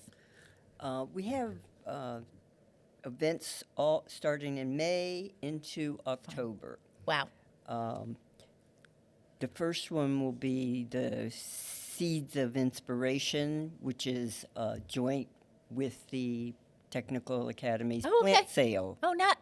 Wonderful. We'll have people at the garden to talk to volunteers or anyone interested about the garden and give out plant seed packets to them. Then the Technical Academy is also going to have their car show at Chauncey Allen Park in May. We're going to have 3 walks with the Naturalist Club with Tom and Nancy Condon from the Naturalist Club. The first one will probably draw a big crowd because it's the sex lives of wildflowers. Oh my gosh. Anyway, and then you racy committee, you. I know. In June, we're going to have a yoga. I'm calling it a yoga day. It's going to be a yoga morning. Okay. We have 3 different classes and a meditation walk through a guided meditation walk through the park. Okay.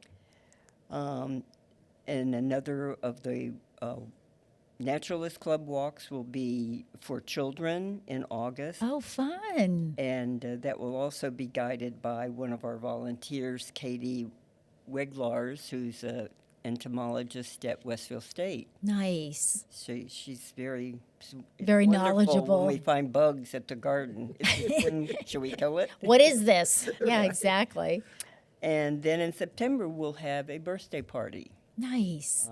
Which is still in the planning working in the stages. planning, Yeah. but it's going to be that's okay. And then the final Naturalist Club will be preparing winter plants and animals, getting the plants ready for winter. In the spring, we find rabbit nests in our garden. Yes. We do leave some of the things growing, so the critters have a place to live for the winter. Oh. It's going to be a fun year. So are you, because you're chair of the committee, Maureen, are you doing, I'm thinking in my head, I'm thinking, okay, this is a lot of information to get out to people. Are you thinking of flyers for these individual events or flyers and maybe one brochure with kind of the whole outline of what's coming down the pike or a flyer with that? We have prepared flyers that we will distribute to local businesses that list all of these events and direct anyone who's interested in the events or interested in volunteering at the garden or donating to the garden. Our website is clearly marked on these flyers. Okay, perfect. Those will be distributed throughout the town. Perfect. But we'll also be using print media, other print media, and internet, obviously, social capabilities, media as well. and as well as our own website. Our website, which is www.grandmothersgarden.org, is an interactive one. So visitors to the website can review the history of the garden, as an example.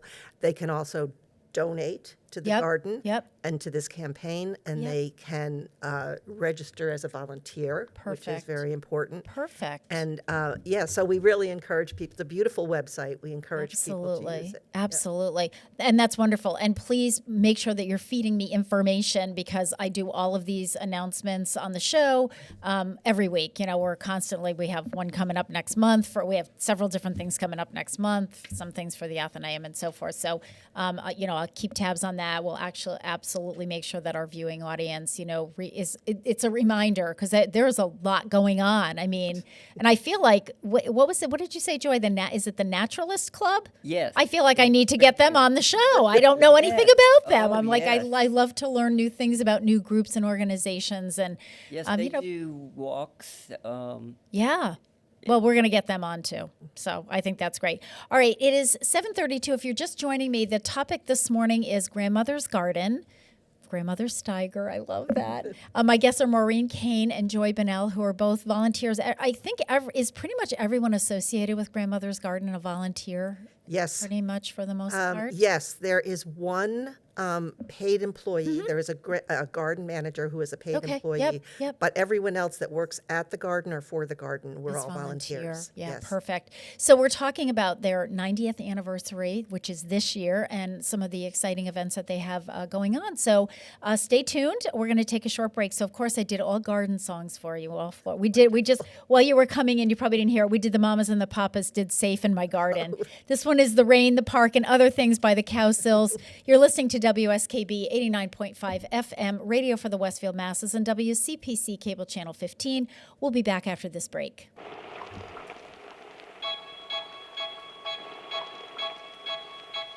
I saw her sitting in the rain, raindrops falling on her. She didn't seem to care.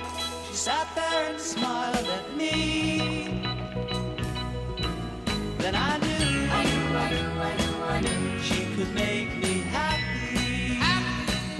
She could make me marry. Flowers in her hair, flowers everywhere.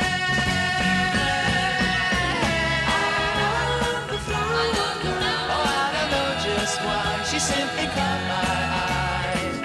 I love the flower girl. She seemed so sweet and kind. She crept into my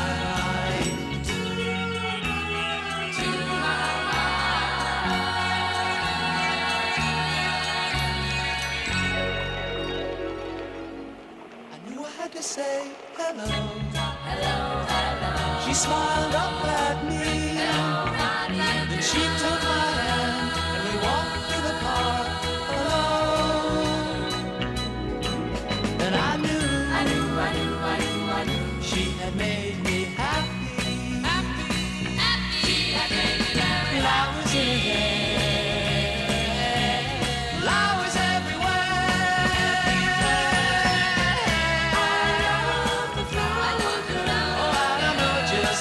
she simply caught my eye.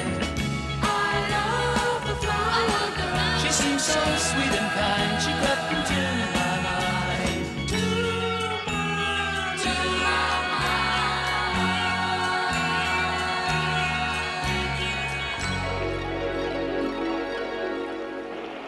Suddenly the sun broke through. See the sun. I turned around, she was gone. Where did she go? All I had left was one little flower in my hand. But I knew she had made me happy. She had made me happy. Flowers in her hair, flowers everywhere. I love the flower girl. Was she reality or just a dream to me? I love the flower girl. Her love showed me the way to find a sunny day. Sunny day, sunny day. I love the flower girl. Was she reality? Underwriting support for the community programming of WSKB is provided by the Greater Westfield Chamber of Commerce, the voice of business for the Greater Westfield communities. Informing, educating, advocating, the Chamber provides opportunities for members to make meaningful connections on local, regional, and state levels. For more information on the Chamber's many events, workshops, and programs, as well as the benefits of membership, visit westfieldbiz.org. The Chamber focuses on the most important economy, yours. Hi, it's Bob Plass, and I have Wow, It's Tuesday, every Tuesday, 6 to 8. Wow, it's Tuesday. Community Radio 89.5 WSKB. I did it! Live from Studio 120 at Westfield Technical Academy, this is WCPC Channel 15 and 89.5 FM, WSKB Westfield. Good morning, Westfield. It is 7:37. You're listening to WSKB 89.5 FM, radio for the Westfield Masses, and WCPC Cable Channel 15. My name is Tina Gorman. I'm your Wake Up Wednesday host, and I am in the studio this morning with two members from Grandmother's Garden. Maureen Kane, who is I want to get this right, who is the chair of the 90th anniversary campaign of Grandmother's Garden, and Joy Bunnell, who's been volunteering at Grandmother's Garden, I think since as long as I've known Joy, and that's been a number of years now. So welcome again to you both. 90 years, Grandmother Steiger, I think, would be honored. and very proud of her garden. Now, was she alive when the garden was started, or had she already passed? It was kind of in her memory. Yes, she had passed away just, I think, about a year before the donation of the land that currently has the garden in it was donated. So it was really donated in her memory, as well as in memory of Mrs. Steiger's father. Gotcha. Yep. Chauncey Allen. Chauncey Allen, correct. Okay, I'm getting these names. I'm getting the history.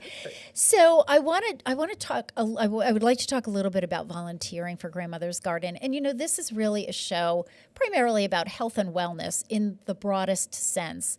And I can't think of anything that's more refreshing and uplifting than gardening and flowers and being outdoors and, sunshine and even rain, And Joy, I know that you have been volunteering for a long time at Grandmother's Garden. You know what? Probably instead of talking about the number of volunteers and all that, talk about your experience. So how did you even get drawn into that? And, then talk a little bit about what you do in the garden. What do the volunteers do? Well, I saw the ads in the paper in '94 when they were starting this, but I kept thinking, I don't know anybody there. I'm working, I have my own yard. And then a friend encouraged me to go because she knew I liked to garden, and I just showed up one day and I'm still there. So 1994? No, 98. 98, okay. It'll take me a few years. That's a good long time, though. And I love it. And it gets inside you. I don't want it to ever go down and be like it was in '94. You want to see it flourishing. Yes, I want to see it flourishing. Yeah. And we do need a lot of help to do that. What do the volunteers do, Joy? What kinds of work? We're usually there on Wednesdays and Saturday mornings from 9 to noon. Okay. But we appreciate any time that people can give us. Okay. 1 hour, 2 hours, okay. Whatever. We have a lot of our own tools that we can, give to the volunteers. A lot of volunteers like to bring their own gloves and small tools. Yeah. And their carrying case. And we do a lot of weeding, of course. And then in May, we plant a lot of annuals. Okay. We are trying always to bring in new perennials, and we divide the perennials. That's a wonderful thing about perennials. All right, what is the difference between an annual and a perennial? So you're talking about somebody who loves to look at flowers and plants, but who knows nothing. Annuals are 1 year.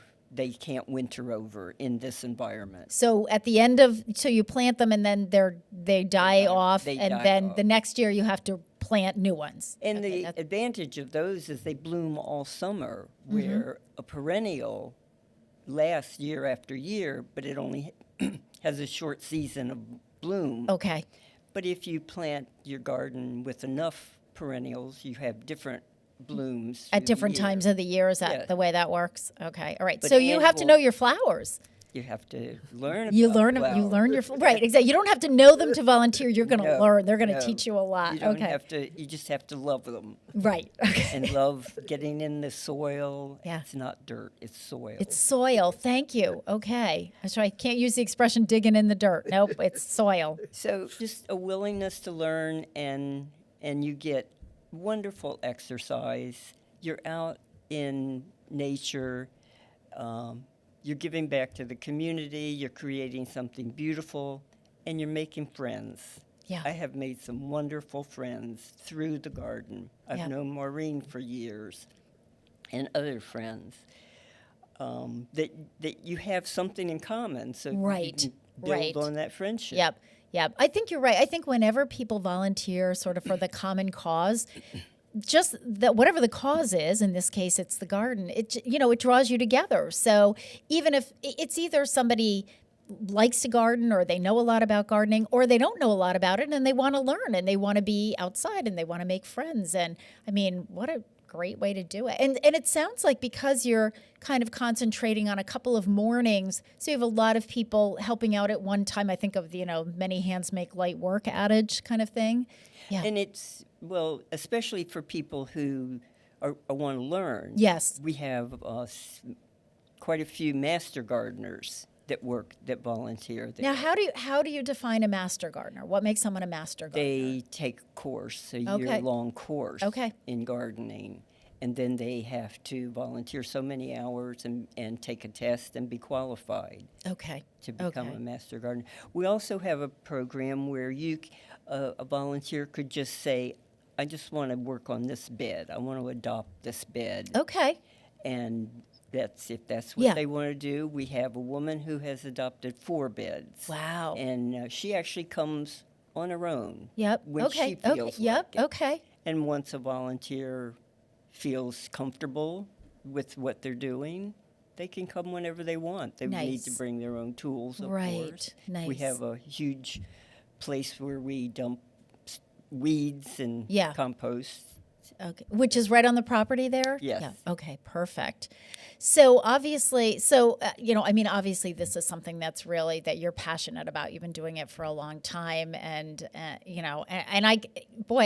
laid it out. I thought to myself, boy, I'm ready to volunteer. If I had a few more hours in my week, I would love to. But I mean, those are really, I think, Joy, you talked about the camaraderie. So there's sort of the socialization aspect. There's the physical aspect of, gardening and being outdoors and all of those good things that we've talked about for a healthy lifestyle. And you're giving back to the community. And giving back to the community, absolutely. So I'm going to switch gears a little bit, and Maureen, I know that you're doing some fundraising, and the fundraising is kind of, it's important. It's all well and good, but there are costs that are involved in this. So talk to us a little bit about what the fundraising strategies are, and also what do the funds go for? What you're hoping the funds will go for?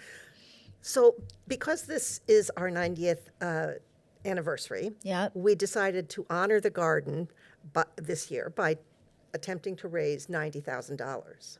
Oh, I like that. Yes. I mean, that's a great goal. Yes, it's an excellent goal. And we have, in order to be successful and to reach our goal, we've applied for grants from local charitable foundations within the community. Yeah. And we've also submitted applications for municipal funding for some of our projects. And we will soon start to solicit donations from local businesses as well as individuals. And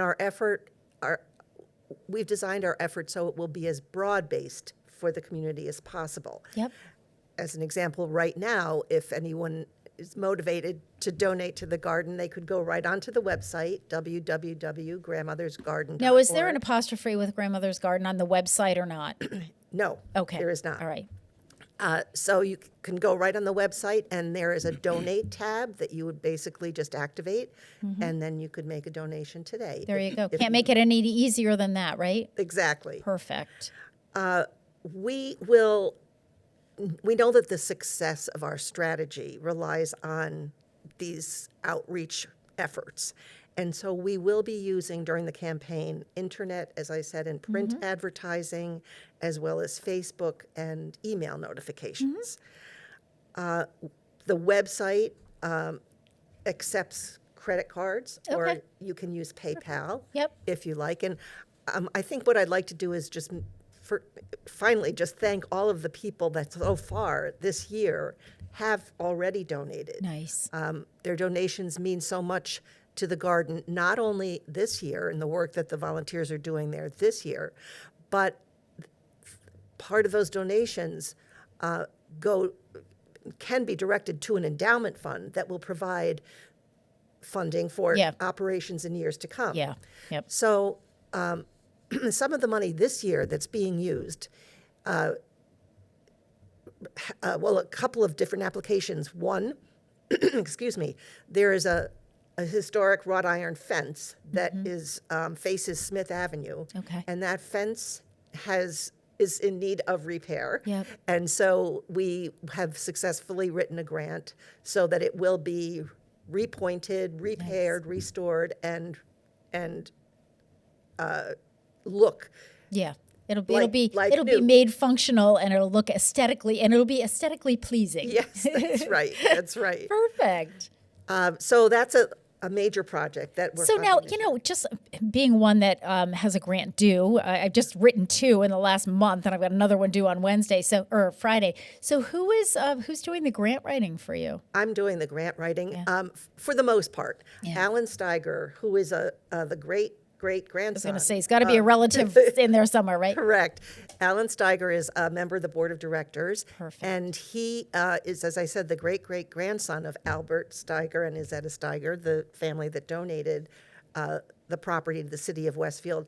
Alan also is writing grants. Nice. So between the two of us, we're focusing on as many charitable organizations, and also Community Foundation of Western Mass has been very helpful, and Great. Alan is the primary contact with that group. Perfect. All right, well, let's take a short break. That's a lot to digest. And while we're taking a break, you can listen to the music, but don't hesitate to go to the website. It's www.grandmothersgarden.org. That's correct. Okay, very good. It is 7:48. You're listening to WSKB 89.5 FM radio for the Westfield Masses and WCPC cable channel 15. So in carrying on our garden theme, we're going to listen to Frankie Valli and the Four Seasons singing Watch the Flowers Grow. We'll be back. Watch the flowers grow. Watch them grow. Watch the flowers grow. Watch them grow. Watch the flowers grow. Watch them grow. Watch the flowers grow. Watch the flowers grow. Watch them grow. Watch the flowers grow. Watch the flowers grow.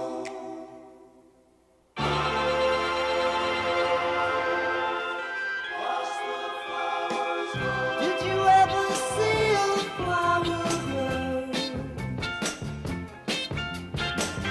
If you did, then you would surely know. Love is like the flowers, takes a lot of hours. If you really want to know, watch the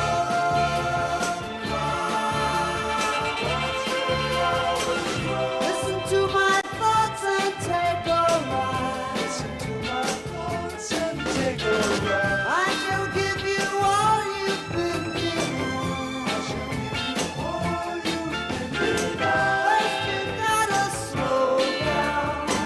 Listen to my sweet sound. If you really want to know, watch the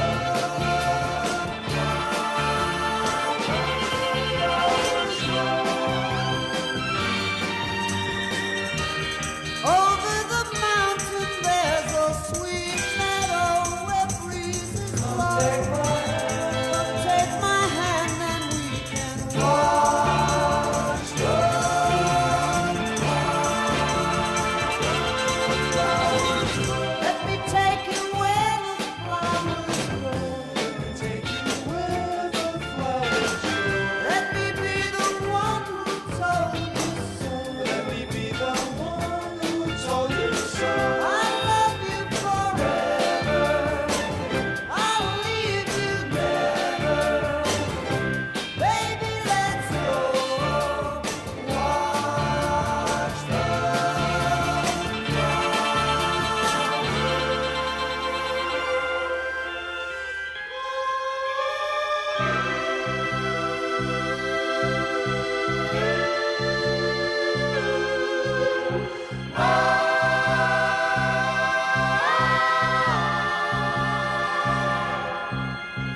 watch the flowers grow.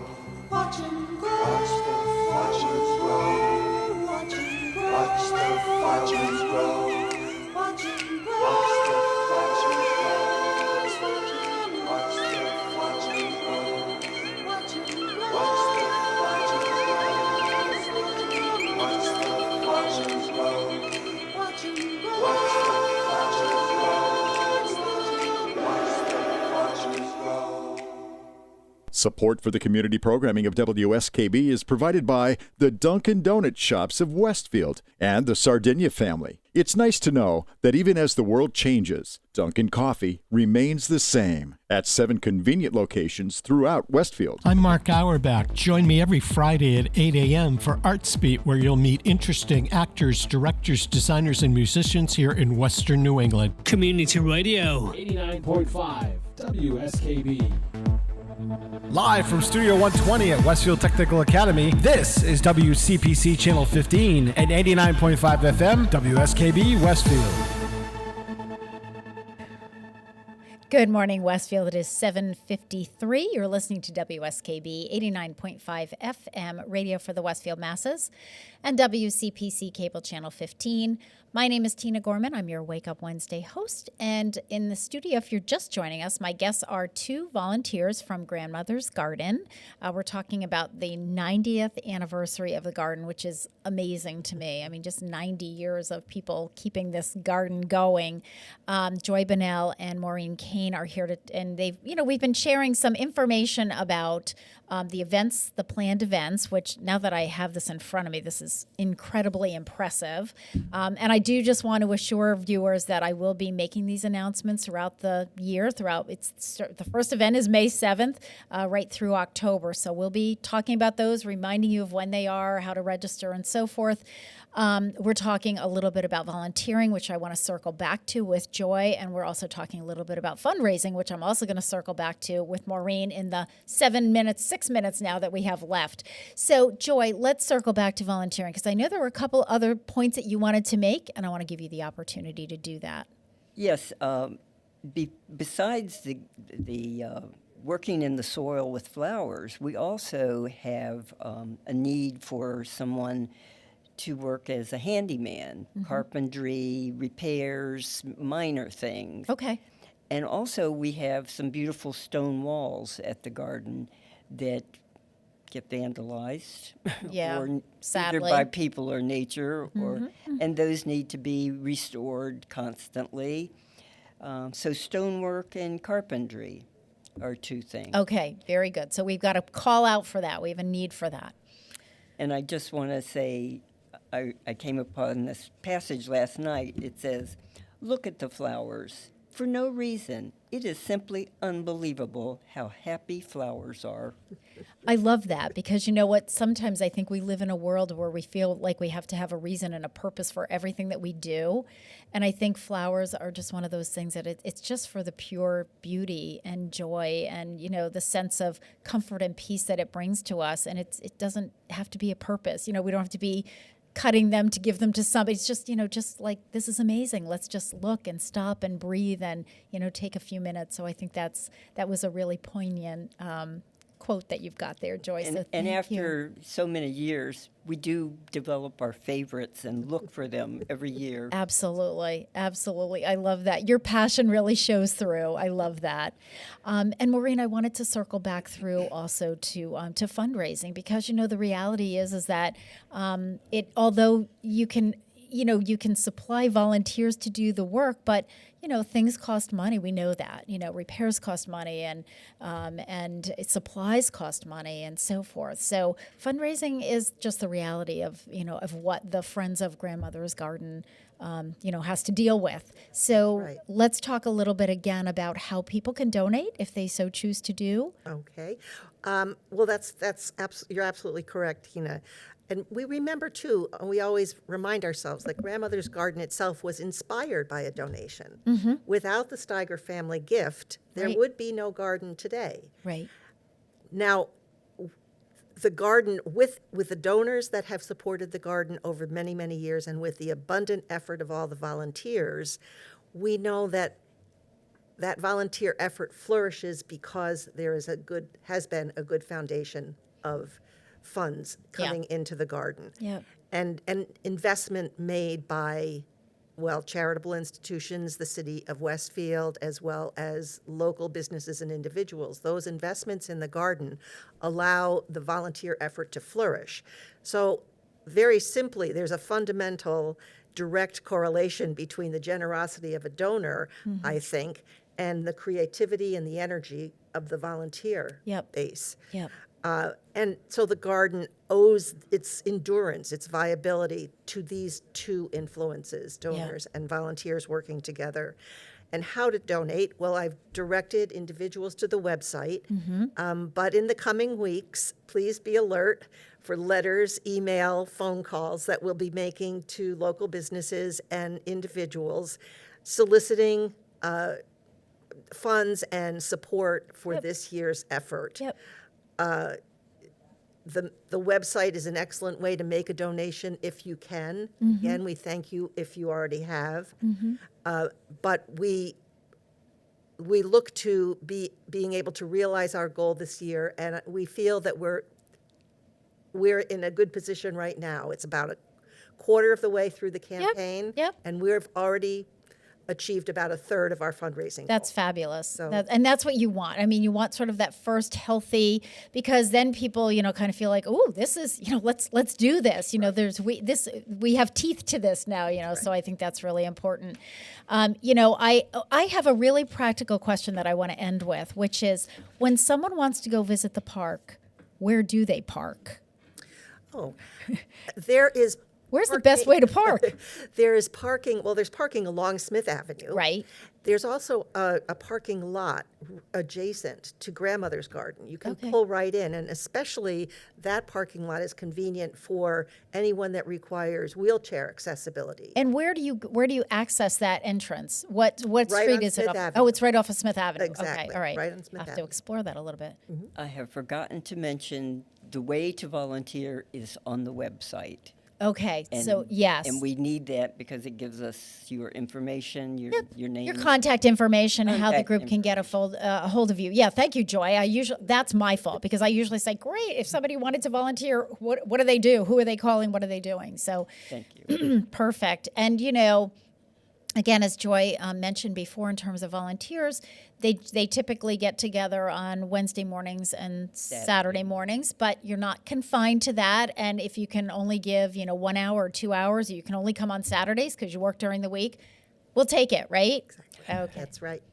And we also, I forgot to mention, we would like to get at least another 10 or 15 volunteers. Okay, well, that's helpful to know, too. So you sort of have a target. We have about 10. You have a goal for volunteers, the number of volunteers. You have a goal for the number in terms of your fundraising. So, all right, we're going to help you to make that happen, at least on my show. I can't speak for the other hosts, but we'll be plugging for you.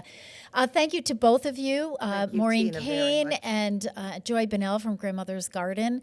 And, the first event, I've got it, it's all scheduled, May 7th, Seeds of Inspiration. So we'll be talking about that in the coming weeks. You're listening to WSKB 89.5 FM radio for the Westfield Masses and WCPC cable channel 15. I will be back next week. My guest will be Jen DeFune with our Food for Thought segment, second hour. And following this show is Everything Southwick. So I will see you next week. Have a good one. Support for the community programming of WSKB is provided by the Dunkin' Donut Shops of Westfield and